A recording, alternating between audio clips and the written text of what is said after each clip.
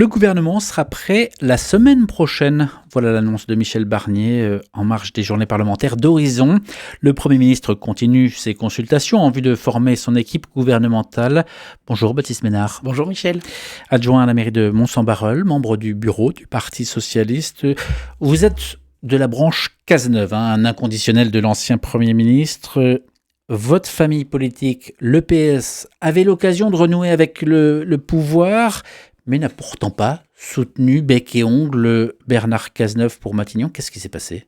Mais écoutez, je le regrette profondément. J'ai fait partie d'ailleurs de ceux qui, au sein du bureau national, lors de ce fameux bureau national de mardi dernier, ont demandé à Olivier Faure de faire en sorte d'accepter un amendement qui disait simplement que le Parti socialiste, les parlementaires socialistes ne censureraient pas a priori Bernard Cazeneuve, ce qui me semblait être de bonne aloi. Bernard Cazeneuve est un homme d'État qui a démontré ses capacités dans l'exercice des responsabilités, qui a été longtemps membre du Parti socialiste et qui garde cette fibre-là.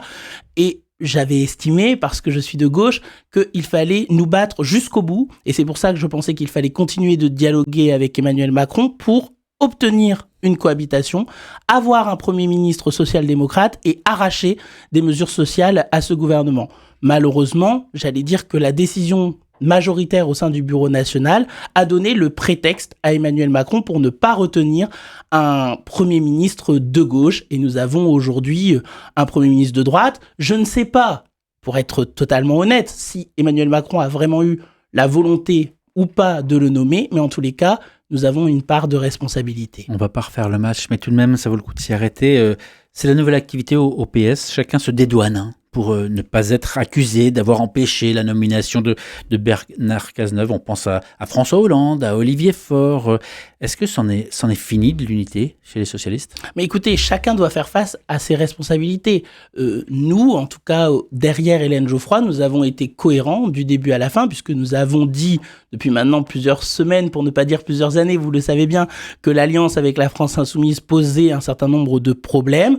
Moi, je n'accepte pas d'être comparé, comme Sophia Chikirou qualifie les socialistes de punaises de lit. Je n'accepte pas que Madame Autain vienne dans nos universités d'été pour faire siffler Bernard Cazeneuve ou Karim Bouamrane, qui sont d'authentiques militants de la gauche. Et donc, je pense qu'il faut que tout cela s'arrête, parce qu'encore une fois, notre objectif, c'est de rassembler les gauches, mais sur une ligne nous permettant de gagner pour transformer le quotidien de nos concitoyens qui en ont tant besoin. L'unité des socialistes, bien sûr, mais nous avons aussi le droit de débattre et d'exprimer des points de vue différents. Vous parlez de LFI. Alors, vous n'avez jamais caché effectivement votre opposition à cette alliance jusqu'aux Insoumis.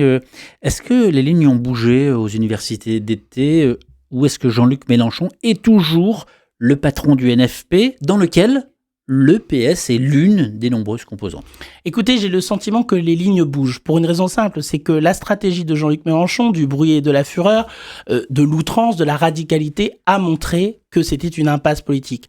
L'intervention de Jean-Luc Mélenchon a plombé le résultat du nouveau Front populaire, parce que nous savons bien qu'à 20h03, ce n'était pas sérieux de dire que le nouveau Front populaire avait gagné avec 193 députés, quand nous avions nous-mêmes qualifié en 2022 la défaite d'Emmanuel Macron et de son camp avec 250 députés. Donc qu'est-ce qu'il fallait faire ? Eh bien, il aurait fallu tendre la main. Il aurait fallu dire, écoutez, personne n'a gagné les élections législatives, un camp les a perdues, c'est le camp d'Emmanuel Macron. Et donc maintenant, bâtissons des convergences autour de priorités. Et moi, je les chiffre au nombre de 3. Je pense qu'il y a la question des services publics, l'éducation, la santé et la sécurité. La sécurité fait partie des services publics. Je considère qu'il y a aussi la question du socle républicain et la question de l'urgence sociale avec le pouvoir d'achat. Nous aurions dû là aussi mettre le paquet et quelque part forcer un certain nombre de députés, libres ou non, au sein de l'hémicycle, à nous rejoindre. Au contraire, l'intervention de Jean-Luc Mélenchon a fermé la porte et nous a cornérisés. Baptiste Ménard, vous parlez d'immigration dans le dossier sécuritaire. Ici, à quelques kilomètres, quelques centaines de kilomètres d'ici, dans la région, des hommes, des femmes meurent régulièrement. Là, c'était encore 14 personnes, 12 morts et 2 disparus, des exilés qui tentaient de rejoindre l'Angleterre pour un avenir meilleur. Qu'est-ce qu'on fait ? Mais qu'est-ce qu'on fait ? Déjà, évidemment, nous avons une pensée pour celles et ceux qui se trouvent dans cette situation, parce que je pense, et c'est cela aussi, être de gauche, j'ai la conviction que les gens qui quittent leur pays d'origine ne le font pas de gaieté de cœur et ils le font parfois au péril de leur vie. La responsabilité des hommes politiques est de proposer des solutions justes, efficaces et concrètes.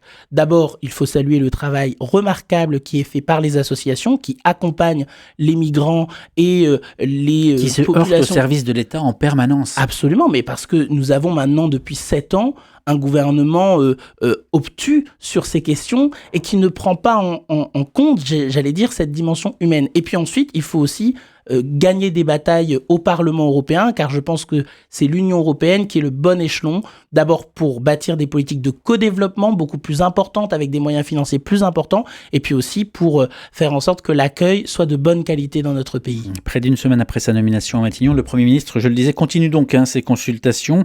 Il vient de dire il y a quelques heures qu'évidemment, il y aurait des cadres d'horizon au sein de la nouvelle équipe.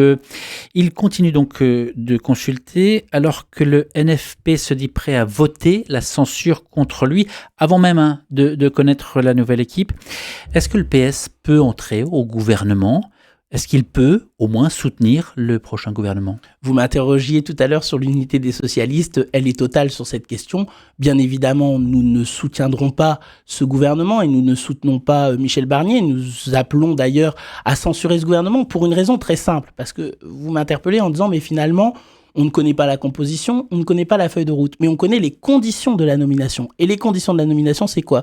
C'est que Emmanuel Macron est venu chercher l'autorisation de Madame Le Pen et de ses amis pour procéder à la nomination de Michel Barnier. Ça veut dire quoi ? Ça veut dire qu'il ne devra son temps de survie qu'à la clémence ou au bon vouloir de Madame Le Pen. Et donc, nous voyons bien, d'ailleurs, vous avez vu dans l'actualité qu'on nous parle de la création d'un ministère de l'immigration, le retour aux années Sarkozy, tout ça ne me semble pas aller dans le bon sens et je pense que évidemment donc nous censurons et par ailleurs je ne vois pas bien quelles sont les personnalités de gauche qui iraient dans cette aventure. On n'est jamais à l'abri de surprise, mais le RN dont vous parlez à l'instant est à sa place parce que le NFP a permis qu'il le soit. Il faut être pragmatique à un moment donné. Entre le nouveau Front populaire qui ne soutiendra qu'un gouvernement mettant en place strictement sa politique, c'est ce qu'il avait dit dès le début, et le RN qui s'était dit prêt à ne pas censurer un gouvernement même s'il n'y était pas, le choix a finalement été logique. Mais c'est pour ça que je vous disais tout à l'heure que la stratégie qu'a imposée Jean-Luc Mélenchon au nouveau Front populaire n'était pas la bonne.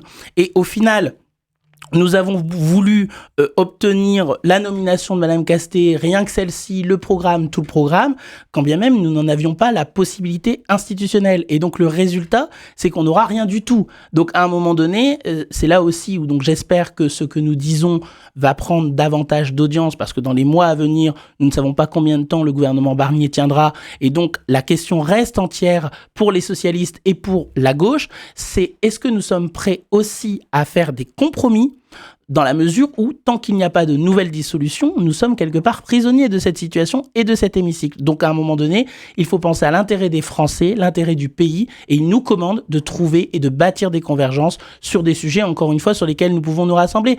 Moi, quand je vois l'excellent travail qui a été fait par Guillaume Garot, qui est un député socialiste, un ancien ministre de François Hollande, sur la question des déserts médicaux, je pense qu'on peut trouver une majorité dans l'Assemblée nationale. Donc, nous devons travailler à cela. Alors que le Premier ministre a annoncé que le gouvernement serait donc prêt la semaine prochaine. Baptiste Ménard est donc l'invité. Vous êtes adjoint à la mairie de Mons-en-Barœul, membre du bureau national du Parti socialiste. L'intégralité de cet entretien va être à retrouver sur la page YouTube d'RCF Hauts-de-France et sur le site rcf.fr.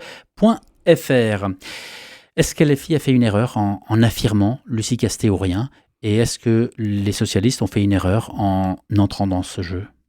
Écoutez, c'est vrai que dans un premier temps, il y avait une forme de logique à dire, la logique institutionnelle, c'est normalement, on appelle la coalition qui est majoritaire ou en tout cas qui est en tête. Donc le nouveau Front populaire n'avait certes pas gagné les élections législatives, mais c'était la coalition qui avait le plus de députés, 193. Donc normalement, on aurait dû être appelé aux responsabilités. En revanche, je pense que là aussi, nous nous sommes trompés de méthode. Nous n'avions pas à perdre 15 jours en donnant un spectacle aux Français qui était quand même pas très reluisant sur le choix d'une personnalité, quand bien même Madame Castet a de nombreuses qualités qui se sont fait jour ces dernières semaines. Ce n'était pas de notre responsabilité. C'est au président de la République de nommer un Premier ministre. Donc nous, on aurait dû dire, voilà la plateforme sur laquelle nous proposons d'engager des discussions au sein de l'Assemblée nationale et il revient au président de la République de choisir une personnalité issue de l'une des 4 formations politiques de la coalition. Baptiste Ménard, vous n'êtes pas né en France. Pourtant, vous êtes aujourd'hui un citoyen engagé, on l'entend dans votre pays, la France. Vous vous dites patriote. Qu'est-ce qu'être patriote aujourd'hui ? Mais écoutez, c'est vrai que j'ai adopté mon pays en même temps que ma famille à l'âge de 3 mois où je suis arrivé en France. Être patriote, ce n'est pas un terme qui doit être l'apanage de l'extrême droite. Être patriote, c'est aimer son pays, c'est se battre pour lui, c'est se battre pour les Françaises et les Français et c'est au fond se mobiliser pour les valeurs auxquelles nous croyons. Et moi, je suis un enfant de la République, je suis très attaché à notre devise républicaine, à laquelle j'ajouterai bien volontiers la question de la laïcité. Et je considère que être patriote, c'est cela. C'est d'abord aimer son pays et se battre pour lui et pour ses citoyens. Il y a malheureusement autant de définitions de la laïcité que de personnes qui veulent la définir. Qu'est-ce que vous mettez derrière la laïcité ? Mais la laïcité, c'est permettre la liberté de croire ou de ne pas croire. La laïcité ne doit pas être instrumentalisée par celles et ceux qui, au final, l'ont toujours combattue ou par celles et ceux qui l'utilisent pour exclure telle ou telle religion. La laïcité est une des clés du vivre ensemble. Alors, je sais bien que ce terme est un peu galvaudé, qu'aujourd'hui, finalement, on se dit c'est un mot valise derrière lequel on ne voit plus bien dans quel sens on va. Mais moi, je considère que à l'heure de la montée des communautarismes, à l'heure de la montée des populismes, eh bien, il nous faut redonner finalement refaire vivre cet universalisme républicain. J'ai une amie politologue qui parle de l'universalisme des différences. Eh bien, je pense qu'il est plus que jamais d'actualité. Baptiste Ménard, au vu des propos à caractère raciste auxquels vous faites face sur les réseaux sociaux, de quelle manière est-ce que votre couleur de peau pèse ou a pesé dans votre engagement politique, dans votre parcours ? Il faudrait le dire d'abord à celles et ceux qui s'amusent à publier ces messages. D'abord, je veux leur dire qu'ils perdent beaucoup de temps parce que chaque message que je reçois renforce ma détermination à agir et la conviction que j'ai. Je pense qu'effectivement, aujourd'hui, nous assistons à une libération de la parole raciste et des actes racistes qui a sans doute été dopée par l'excès de confiance d'un certain nombre de Français qui ont vu les résultats électoraux et en particulier ceux de Marine Le Pen et de ses amis et de Jordan Bardella à l'occasion des élections européennes. Mais moi, ce que je veux dire, c'est que nous sommes Français. Je suis Français au même titre que vous et que celles et ceux qui m'insultent sur les réseaux sociaux. Et d'ailleurs, je constate qu'ils ont le courage des cloportes, puisqu'ils se réfugient derrière l'anonymat. Vous citez l'extrême droite, mais vous êtes aussi régulièrement la cible de militants qui, a priori, sont plutôt aussi à l'extrême gauche. Absolument, et ça doit être dénoncé avec la même force et combattu avec la même détermination. Baptiste Ménard, très près de chez vous, il y a des cadres LFI, il y a des députés LFI. Est-ce que vous vous connaissez ? Est-ce que vous vous parlez ? Est-ce que vous vous comprenez ? Je les connais, je leur parle assez peu, je dois le dire, et je ne partage pas leur manière de faire de la politique, ni même, j'allais dire, les convictions parfois qui sont les leurs. Moi, je refuse d'essentialiser un Français en fonction de son genre, en fonction de sa religion. Je considère que c'est flatter les bas instincts et que c'est conduire finalement à un morcellement de la communauté nationale. Et donc, je ne me reconnais absolument pas dans cette manière-là de faire de la politique. Vous avez parlé tout à l'heure des dissensions au sein du Parti socialiste. Est-ce qu'il faudrait un nouveau congrès ? Eh bien écoutez, oui, avec Hélène Geoffroy, nous le pensons. Nous avions proposé la tenue d'une convention à l'automne pour trancher la question de l'orientation stratégique de notre parti. Les statuts appellent à un congrès, donc celui-ci devra se tenir sans doute en 2025. Je pense que ce sera un moment important et qui permettra à chaque militante et à chaque militant du Parti socialiste de dire finalement quelle est sa conception de l'union de la gauche, car je veux rassurer vos auditeurs, ce n'est pas parce qu'on ne partage pas les convictions de la France insoumise, qu'on est contre l'union de la gauche. Moi, j'ai toujours œuvré, lorsque j'ai eu des responsabilités dans la Fédération du Nord, pour faciliter les accords avec les écologistes, avec les communistes, avec les forces de gauche, et nous l'avions fait aux élections départementales de 2021 et aux élections régionales. Simplement, je considère que la ligne politique qui doit être portée doit être loin de l'outrance et de la radicalité. C'est une ligne claire, de gauche, républicaine, laïque, universaliste, et c'est celle-là qui peut nous permettre de gagner. Et le résultat de Raphaël Glucksmann en juin dernier doit montrer le chemin sur lequel nous devons maintenant nous engager fortement. Sachant que les élections européennes sont différentes